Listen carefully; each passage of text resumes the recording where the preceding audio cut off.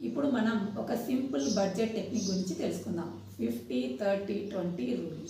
వచ్చిన జీతంలో 50% అవసరాలకి, 30% ఇష్టాలకి, ఇక 20% వచ్చేసి సేవింగ్ చేసుకోవాలి. 50% ఇన్కమ్ అవసరాలకి, అంటే ఇంటి రెంట్, కరెంట్ బిల్లు, ఇంకా ఫుడ్ కోసము, ఇంకా ట్రావెలింగ్ కోసము, ఇంకా పిల్లల ఫీజుల కోసము, ఈ విధంగా మన ఇంటి అవసరాల కోసం 50%ను యూజ్ చేసుకోవాలి. ఇక 30% ఇష్టాల కోసం, అంటే షాపింగ్ కానీ, సినిమాలకు కానీ, ట్రిప్స్ కానీ, ఇలాంటి వాటి కోసం 30%ను పెట్టుకోవాలి. ఇక మిగిలిన 20%ను ఖచ్చితంగా సేవ్ చేసుకోవాలి. ఉదాహరణకు జీతం 30,000 అనుకోండి, అందులో 15,000 అవసరాలకి, 9,000 ఇష్టాలకి, 6,000 సేవ్ చేసుకోవాలి. ఇలా చేసినట్లయితే మన అవసరాలు కవర్ అవుతాయి, అలాగే మన ఇష్టాలను ఎంజాయ్ చేయగలుగుతాం. భవిష్యత్తు కోసం డబ్బులను కూడా సేవ్ చేసుకోగలుగుతాం.